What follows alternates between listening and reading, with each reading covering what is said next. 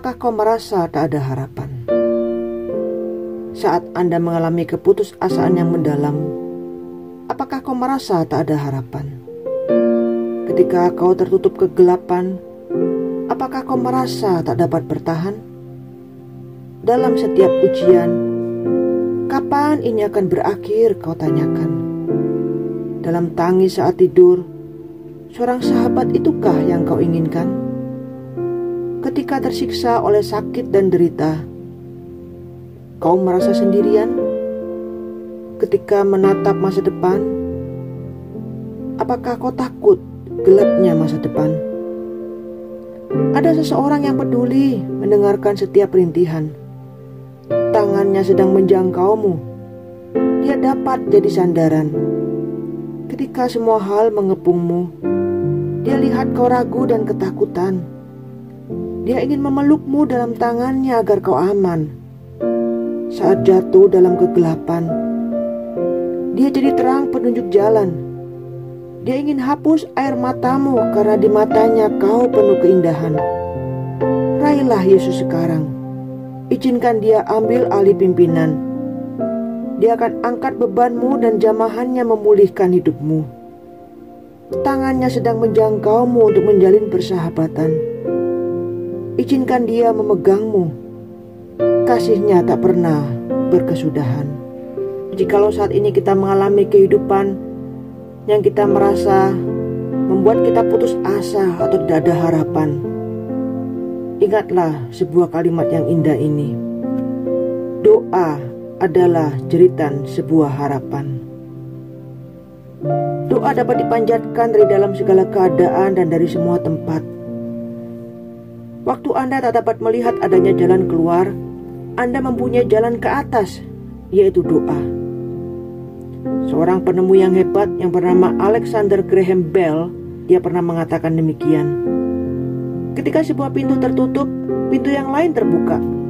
Tetapi kita sering terlalu lama memandang pintu tertutup dengan penuh kesedihan, sehingga kita tak dapat melihat pintu yang terbuka itu.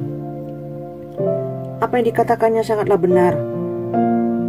Ada pintu yang selalu terbuka bagi Anda waktu Anda terperangkap dalam situasi kehidupan yang membuat kita pengap dan tak dapat bernafas karena tidak adanya harapan. Selalu masih ada harapan buat kita bila kita mau melihat ke atas dan berdoa kepadanya. Yakobus dalam suratnya pasal yang kelima ayat yang ke-16 pernah mengatakan, doa orang yang benar bila dengan yakin didoakan sangat besar kuasanya. Ayat ini mendorong kita untuk tidak lupa dan tidak segan untuk berdoa. Kata yang diterjemahkan yakin didoakan berasal dari kata desis atau permohonan dan energeo atau in action. Kata energeo melahirkan kata energi atau daya. Jadi permohonan yang sungguh-sungguh, yakin, penuh energi dari orang-orang yang benar atau orang-orang percaya yang telah dibenarkan di hadapan Tuhan itu besar kuasanya. Pada ayat berikutnya, ayat yang ke-17 dikatakan, Elia adalah manusia biasa sama seperti kita, dan ia telah bersungguh-sungguh berdoa supaya hujan jangan turun, dan hujan pun tidak turun di bumi selama 3 tahun dan 6 bulan. Elia mempunyai pengalaman dan perasaan yang sama dengan kita, tetapi waktu ia berdoa dengan sungguh-sungguh, maka mujizat terjadi. Elia tidak lebih hebat dari kita dalam soal fisik atau perasaan. Ia juga adalah makhluk yang rapuh, manusia yang biasa sama seperti kita, tapi bisa berdoa dengan sungguh-sungguh. Kita pun juga sama, kita pun seharusnya bisa berdoa dengan sungguh-sungguh. Sampaikan permohonanmu, katakan saja dengan segenap energi dan keyakinan yang Anda miliki. Penulis Mazmur menggugah pikiran dan hati kita untuk bertanya, mengapa engkau tertekan, hai jiwaku, dan mengapa engkau gelisah di dalam diriku? Berharaplah kepada Allah, sebab aku bersyukur lagi kepadanya, penolongku dan Allahku. Mazmur pasal 42 ayat 12.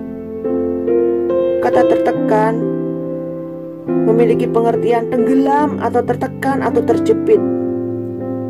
Kata gelisah dalam bahasa aslinya memiliki pengertian mengerang dalam kesusahan, kengerian. Kata berharap memiliki pengertian menunggu dengan sabar. Jadi waktu Anda tenggelam dalam persoalan dan situasi yang mengerikan dan mengerang dalam kegelisahan, itu saatnya untuk berharap kepada Allah. Berharap artinya belajar menunggu dengan sabar akan datangnya pertolongan dan mujizat untuk menolong kita keluar dari situasi yang sulit dan gelap ini. Biar renungan ini menolong kita untuk melihat bahwa apapun situasi yang kita hadapi saat ini, termasuk situasi tidak adanya harapan, situasi membuat kita putus asa, ingat, masih ada solusi yang ditawarkan oleh Tuhan. Doa. Berdoa menolong kita untuk memberikan pengharapan dan keluar dari masalah yang kita hadapi. Berdoalah dengan energi yang diberikan, dengan kuasa yang diberikan sebagai anak-anak tebusan, bahwa kita memiliki akses yang langsung kepada Bapa yang peduli dan mendengarkan doa kita. Tuhan memberkati.